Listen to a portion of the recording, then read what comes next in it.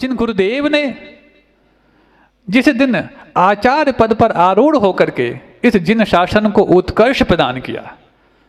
सोचो, पूज्य गुरुदेव यदि डेट के हिसाब से उस समय जो भी रहा हो, 22 नवंबर था उस समय, तो अब तो 17 नवंबर को आने वाला है मक्षर कृष्णा दूज। यदि इस दिन पूज्य गुरुदेव ने आचार्य पद ग्रहण नहीं किया होता तो आप सोचो क्या जिन शासन आज इतनी ऊंचाई पर पहुंच सकता था जितनी ऊंचाई पर गुरुदेव ने आचार्य पद पर रहते हुए इस जिन शासन को पूरे विश्व में प्रचलित कर दिया। इस दिवस को मनाना कैसे? पहली बात तो ये कि तुम सबको जिन कुल पर फक्र है, नाज है, गौरव है, ये तो आपने बता दिया, लेकिन इस जिन कुल को हमें बार बार प्राप्त करने की संभावना कैसे है, पहले ये भी समझ लो, फिर हम 17 तारीख को क्या करना वो बाद में बताते हैं। इस जिन कुल को बार बार प्राप्त करने की संभावना बनेगी कैसे? आज जिनेंद्र भगवान के साक्षात दर्शन यदि मिल सकते हैं, हो सकते हैं, अथवा उनकी परंपरा को हम पहचान सकते हैं, किसके माध्यम से? बताओ, क्या साक्षात जिनेंद्र भगवान हैं आज? नहीं है। गुरु महाराज भी यदि हैं आज, तो वो गुरु और साधु यदि हैं, किस कारण से हैं? क्या जिनेंद्र भगवान ने उनसे कहा कि तुम दीक्षा ले लो? यदि साक्षात नहीं है तो उनसे साक्षात्कार कराने वाली उनकी वाणी जो है वही आज गुरुओं के दर्शन कराने के लिए कारण बनी है। ऐसी जिनेंद्र भगवान की वाणी यदि आपको साक्षात उपलब्ध हुई है, साक्षात का मतलब जिनेंद्र भगवान के मुख से तो नहीं, लेकिन जिनेंद्र भगवान के मुख से निश्चित हुई वाणी प्रतीक के रूप में, शास्त्र के रूप में यदि उपलब्ध हुई है, यदि इसको तुम कुछ समय दे सकते हो तो तब मानना कि तुम्हारा जिन कुल पुनः प्राप्त हो सकता है, हो सकता है। क्योंकि ये फॉर्म है, यदि आपने फॉर्म भरा है तब जाके आपका एडमिशन संभव है, और फॉर्म ही नहीं भरा तो बताओ, बिना फॉर्म के एडमिशन मिला किसी क्लास में? हाँ, वापस से भी उसी क्लास में पढ़ना हो तो भी दोबारा फॉर्म भरना पड़ता है। तो अभी भले ही इस काल में तुम्हारी जिन कुल मिल गया, ऐसा नहीं कि अगले साल या अगले भाव में हमारी फिर मिल जाए। जिन शासन को प्राप्त करने के लिए जिनेंद्र भगवान की वाणी के प्रति बहुमान इतना तो होना चाहिए कि दिन में हम 10-20 मिनट के लिए उस जिन वाणी का साक्षात्कार कर सकें। कर सकते हो? पहले तो ये बताओ, फिर से पूछो। अब इस बात को सुनने के बाद अपने दिल पे हाथ रख के सोचो, तुम्हें जिन कुल अगले जीवन में चाहिए कि नहीं चाहिए? चाहिए? कितने लोगों को चाहिए? और जिन कुल को पाने की संभावना सिर्फ उन्हीं को है जो जिनेंद्र भगवान की वाणी से कम दिन में एक बार तो साक्षात्कार करेंगे। अब बताओ, इस बात से ही तुम्हारा जिन कुल सुरक्षित हो सकता है, तो कितने लोग हैं जो ये ठाठ से कह सकते हैं कि ये फॉर्म हम भरेंगे और जिनेंद्र भगवान के कुल को फिर पुनः प्राप्त करेंगे? उठा के दिखाओ हाथ। दूसरे को देख रहा है, दूसरे को देख के जिन कुल पाया तुमने? हाँ, कहीं किसी को कहा था कि तुम भी जा रहा है जिनेंद्र भगवान के कुल में तो हम भी चलेंगे साथ में, हाथ पकड़ लो हमारा? हाँ, दूसरे को नहीं, तुम ये देख करके दूसरे के मन में भावना हो सकती है कि नहीं, ये सब कुछ छोड़ने के बाद भी जिन धर्म विनिर्मुक्तो माँ भवत् चक्रवर्ती स्यात् चेटोपि दरिद्रोपि जिन धर्मानुवासिता। ऐसे दर्शन पाठ में पढ़ते कि नहीं पढ़ते? हैं महाराज, दर्शन पाठ ही नहीं पढ़ते हम। कहाँ दर्शन करना ही तो मुश्किल है। ठाठ से आते हैं और दर्शन करके चले जाते हैं। अरे दर्शन पाठ में इतनी सी बात कि जिन धर्म विनिर्मुक्तो माँ भवत् चक्रवर्ती स्यात् चेटोपि दरिद्रोपि जिन धर्मानुवासिता, कि जिनेंद्र भगवान के धर्म से विमुख होकर के मेरे लिए चक्रवर्ती बनना मंजूर नहीं, और दरिद्र भी हो जाऊं लेकिन जिनेंद्र भगवान की कुल से अनुवासित होता रहूं, सुवासित होता रहूं, ये मुझे मंजूर है। मतलब पुण्यहीन हो जाऊं कोई दिक्कत नहीं, लेकिन धर्महीन ना हो जाऊं। पुण्यवान हो जाना मेरे लिए फक्र की बात नहीं, धर्मवान बने रहना ये मेरे लिए गौरवदायी है। तो धर्मवान कैसे बने रहोगे? क्या साधु या गुरु महाराज बैठे रहेंगे तुम्हारे लिए बार बार सिखाने के लिए? नहीं बैठे रह सकते, उनकी एक सीमा है, लेकिन तुम असीम होकर के भी उस जिनवाणी का अपने जीवन में बहुत बड़ा लाभ ले सकते हो। और जिसने लिया उसी का जिनेंद्र भगवान के प्रति विश्वास है, उसी का जिनेंद्र भगवान के प्रति श्रद्धा आस्था है, और जिसकी जिनेंद्र भगवान के प्रति श्रद्धा और आस्था है उसी को तो जिनकुल मिलना आवश्यक है। अच्छा ये बताओ, तुम्हारा यदि तुम्हारे परिवार के प्रति आस्था खत्म हो जाए तो तुम उस परिवार में रहोगे?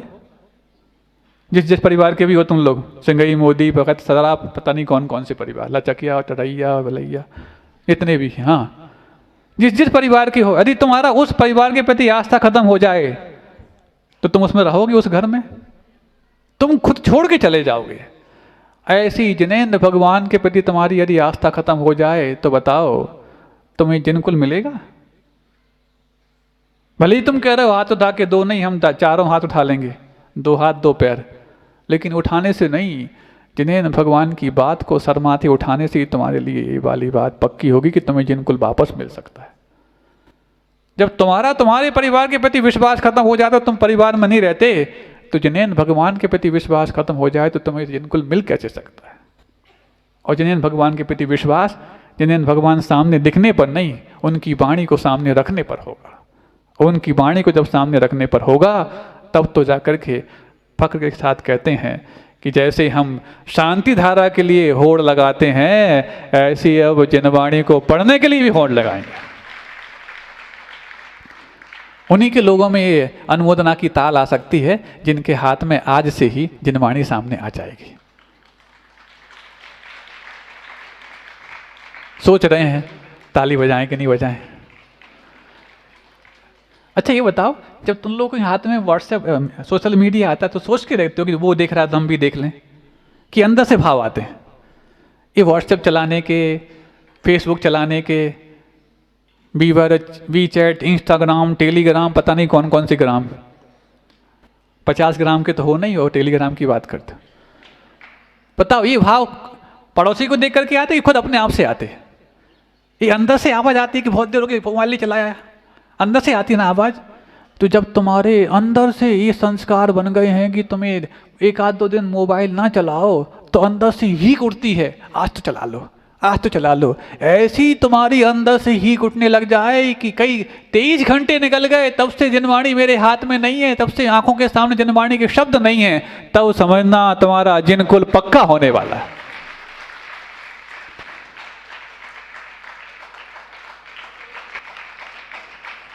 तभी समझना। और नहीं, अब कल नहीं पड़े थे, सिर दर्द कर रहा था, अब आज भी छोड़ दो। ये यदि भाव आ रहे हैं तो समझना तुम्हारा जैनत्व शंका के घेरे में आ गया, तुम्हारे हाथ से खिसक रहा है। तुमने वो रेत ली है अपने हाथ में जो सूखी रेत है और तुम्हारे हाथों में छेद हैं। कब तक टिकेगी बताओ? हाँ, कब तक टिकेगी? सूखी रेत हाथ में कब तक टिकेगी यदि तुम्हारे हाथ में छेद हैं तो? उसके लिए तो गीला करना पड़ेगा ताकि वो रेत का लड्डू बन जाए, और फिर हाथ भी खोल दो तो तुम्हारे हाथ में थमा रह जाए। ऐसे ही उस जिनवाणी के माध्यम से तुम्हारा ये जैनत्व सुरक्षित करना पड़ेगा, तब जाकर के तुम्हारे हाथ में आया वो जिनकुल वापस तुम्हारे हाथ में बना रह सकता है। नहीं है तो फिर महाराज बहुत सारे काम रहते हैं ना। अब देखो बहानों की शुरुआत होती है, बहुत सारे काम सुबह से कर नहीं पाते, बच्चों को स्कूल भेजना पड़ता है, दूध लेने जाना पड़ता है, ये करने जाना पड़ता है। ये सारी बातें होने के बावजूद भी यदि तुम्हारा कोई एक ग्राहक जो बहुत बड़ा हो, बहुत पुराना तुम्हारा आसामी हो, सुबह 6 बजे तुम्हारे दुकान पर पहुंच जाए और अभी तक तुम्हारी दुकान 10 बजे खुलती थी, तो बताओ 6 बजे खोलने जाओगे कि नहीं जाओगे? हैं? फिर बच्चों को स्कूल कौन भेजेगा? दूध लेने कौन जाएगा बताओ? हाँ? यदि तुम्हारे जिन कुल के, जिन मर्यादाओं के और जिन परंपरा को बचाए रखने में बहाने यदि आना शुरू हो गए हैं, समझ लेना तुम्हारा जिन कुल तुमसे दूर ठिठकने के लिए तैयार है। ये बहाने इन कामों में नहीं आना चाहिए। कभी दूध लेने के लिए घर में भेजा जाए और बहाना आ जाए तो कोई दिक्कत नहीं, स्कूल भेजने के लिए कोई बहाना दिमाग में आ जाए और काम हो लग जाए तो कोई दिक्कत नहीं। लेकिन यदि हम सच्चे देव गुरु शास्त्र के प्रति कुछ बहाना की ओट लेकर के अपनी खोट को बचाए रखना चाहते हैं, तभी समझना या तो मिथ्यात्व का जोर तुम्हारे ऊपर है, अथवा ये जिन कुल तुम्हारे हाथ से दूर होने के लिए तैयार है। ये सच्ची बात है। भले ही कह रहे हो कि हमारे लिए, देखो जब हम नाम लिखते हैं तो आगे नाम जैन लिख देते हैं। जैन लिखने मात्र से नहीं, जैन तुम्हारे जीवन में कितना दिखता है, कितना दिखता है तुम्हारे दिन भर में, तुम्हारे भीतर जैनत्व के दर्शन तुम कितने कर पाते हो और दूसरे तुम्हें देखकर कितने कर पाते हैं। ये जैनत्व के दर्शन तुम्हारे भीतर होते रहें, इसी का नाम प्रभावना है। ये जैनत्व के दर्शन दूसरों के सामने भी आते रहें, तब जाकर के 1 2 नहीं 108 रथों का आयोजन किया जाता है। छोटा मोटा कार्य नहीं है, बहुत सोच समझ करके। ये कोई भीड़ इकट्ठे करने वाला काम नहीं है। अरे लोगों को लगे कि ये जैनत्व को पाकर के अपने जीवन में कितने फक्र महसूस कर रहे हैं, इसको अपने जीवन को के साथ जोड़ करके इन्होंने अपने जीवन को कितना ऊंचा उठाया है। कितना ऊंचा उठाया है, उतना ही ऊंचे इनके सिंहासन पर भगवान विराजमान हो गए हैं। तब तो जाकर के रथ के रूप में विराजमान होकर पूरे शहर में भ्रमण कर रहे हैं। ये भाव आता है, क्योंकि जिनके जीवन में पंच परमेष्टि के प्रति बहुमान होता है, दुनिया उन्हीं का सम्मान करने के लिए तैयार होती है। और जिनका पंच परमेष्टि के प्रति बहुमान, देव शास्त्र गुरु के प्रति के बहुमान खत्म हुआ, दुनिया उनका सम्मान वहीं से खत्म करना प्रारंभ कर देती। खुद का सम्मान चाहते कि नहीं चाहते बताओ? हाँ, बिल्कुल चाहते महाराज। तब तो 4-4 मंजिल का मकान बना लिया ताकि लोग हमें देख के सम्मान करें। कितना सम्मान किया, 4 मंजिल का मकान बन गया हो, किसी ने सम्मान नहीं किया होगा, ईर्ष्या सबने कर ली होगी। तुम्हारे सामने कहते होंगे हाँ बहुत अच्छा बनाया, कितनों की खून पसीने की कहानी है। दांत मीचते होंगे तुम्हारे पीछे पीछे, हमारे सामने सामने कितने लोगों को ठगा है तब जाके बना पाया है। ये सब कुछ ईर्ष्या के शिकार हो जाते हो। और अच्छा पढ़ लिख करके भी आ जाओ, बच्चों को पढ़ा लिखा दो, उसके बावजूद भी हाँ खुद के बच्चे को पढ़ा दिया, देखो भैया के बच्चा कैसे हो रहे हैं, तुरंत वहीं कमेंट कर देते धीमी आवाज में। कोई तुम्हारी किसी उपलब्धि को देख करके तुम्हारे सामने भली अच्छी कर दे, लेकिन पीठ पीछे अच्छे कहने वाले बहुत दुर्लभ मिलेंगे, बहुत दुर्लभ मिलेंगे। इसीलिए ये दुर्लभ जो जिनकुल तुम्हें प्राप्त हुआ है, इसको प्राप्त करने के बाद हर व्यक्ति कह सकता है तुम्हें जिनकुल मिल गया, इसको देखकर कोई ईर्ष्या नहीं करेगा, बल्कि तुम्हें देखकर के ये भाव करेगा कि मुझे भी मिल जाए ऐसा कुल। तुम्हारे वैभव को देखकर के ईर्ष्या कर सकता है, लेकिन जिन कुल को देखकर के तुम्हें सराहना करेगा कि कैसा ऐसा अहिंसामयी, दयामयी, करुणामयी धर्म इनको प्राप्त हुआ है। ये बात अलग है कि उस कुल में होकर के भी वैसे धार्मिक हैं नहीं, अलग विषय है, लेकिन तुम्हारे इस भाव को देख करके हर व्यक्ति के मन में भाव आता है। अन्ना हजारे आए थे 2017 में रामटेक चातुर्मास के दौरान। 80 वर्ष की उम्र उस समय उनकी हो चुकी थी। सुबह सुबह पूज्य गुरुदेव के कक्षा के बाद वो आके बैठे, हम लोग भी गुरु जी के पास ही बैठे हुए थे। तो कई सारी चीज़ें, चूँकि उन्होंने भी समाज कल्याण के रूप में बहुत सारे कार्य किए हैं, एक समाज सेवी माने जाते हैं। और उस वक्त जब लोकपाल की बात चल रही थी, उन्होंने तो बहुत बड़ा मुहिम चलाया था, और आज बहुत सारे दल उन्हीं के माध्यम से निकल के राजनीतिक दल बन गए हैं। बताने की ज़्यादा आवश्यकता नहीं है कौन है, आप सब जानते हैं। गुरु जी के पास शायद पहली बार आए होंगे, उस समय सुन रखा था कि आचार्य विद्यासागर जी महाराज भी हैं जो सिर्फ मात्र धार्मिक बात नहीं कहते, राष्ट्रीयता, सामाजिकता और विश्व धर्म को भी सर्वोपरि रख करके अपने जिन धर्म का वो पालन करते, सुन रखा था। तो फिर आए, चर्चा हुई, लगभग 1-1.5 घंटे गुरु जी के समक्ष बैठे। और जब गुरु जी के कई प्रयोगों को उन्होंने देखा, चाहे वो हथकरघा हो, हस्तशिल्प हो, रोजगार की बात हो, दया की बात हो, गौशाला हो, भाग्योदय तीर्थ की बात हो, अथवा पूर्णायु आदि आदि, जो भी आयुर्वेद के उत्थान की बात हो। उस समय पूर्णायु का शुभारंभ तो नहीं हुआ था, लेकिन आयुर्वेद के बारे में गुरु जी का चिंतन बहुत प्रखर हो चुका था। सुना उन्होंने, तो कई बार उन्होंने चर्चा के दौरान वाह वाह वाह ये शब्द कईयों बार कहा, कितने बार कहा गिनती में आ नहीं सकता, इतने बार कहा वाह वाह। उन्होंने एक मन ही मन स्वीकार भी किया कि मैंने तो समाज कल्याण के लिए, समाज सेवा के कई सैद्धांतिक मात्र काम किए हैं, लेकिन प्रायोगिक काम तो पूज्य गुरुदेव आचार्य विद्यासागर जी महाराज कर रहे हैं। और जब वो बात करने के बाद उनका जाने का समय आया, तो जाने के समय उन्होंने कुछ बातें कही जो हम आपको सामने बताना चाहते हैं।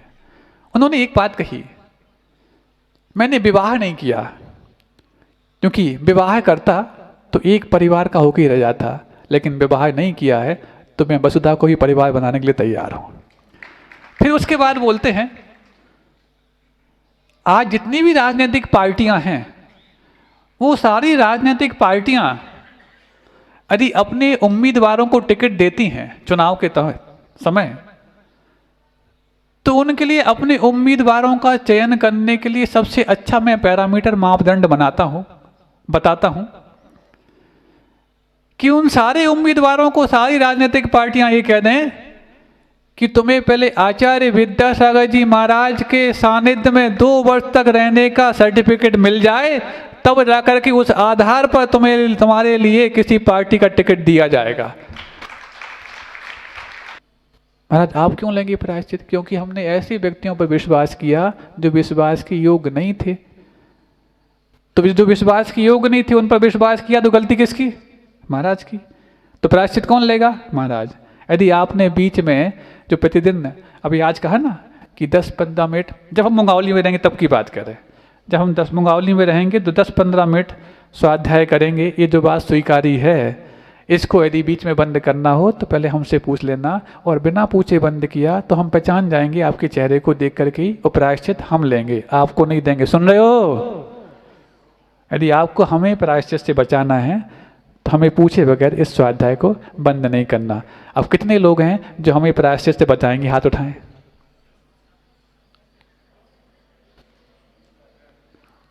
महिलाएं पुरुष सब? हाँ, मुंगावली में रहेंगे तो प्रतिदिन स्वाध्याय करेंगे 10-15 मिनट का। पुस्तकों के नाम हमने आपको बता दी, ये नहीं मिल पाते तो हमारे पास आना पुस्तक है, हम आपको और बता देंगे, ठीक है ना? तो लगभग सबने एक बार और उठा दो। अच्छा हाँ, सोर्स, कुछ लोग सोचते हैं कि सोर्स सूत्र लग जाए, तो सोर्स सूत्र लग जाए तो सुनने में मनाही नहीं है। आप किसी व्यक्ति को बिठा लेना, उसको सुनना। ऐसा कौन कह रहा है कि हर व्यक्ति के हाथ में पुस्तक हो? और मान लो आप ग्रुप में स्वाध्याय करना चाह रहे हैं, सुन रहे? यदि आप ग्रुप में स्वाध्याय यदि करना चाह रहे हैं, तो मान लो 10 लोगों का 20 लोगों का ग्रुप है, उसमें स्वाध्याय आप करना चाह रहे हैं, तो प्रतिदिन एक एक व्यक्ति को पढ़ने का मौका मिले, प्रतिदिन एक एक व्यक्ति को पढ़ने का मौका मिले। ऐसा नहीं कि एक व्यक्ति पंडित जी बन जाए, बाकी सब ऊँगते रह जाएं। जब हर व्यक्ति को वहाँ पर पार्टिसिपेट करने का मौका मिलेगा, तब जाकर के उनका उसमें रुझान बना रहेगा। अहिंसा परमो धर्म की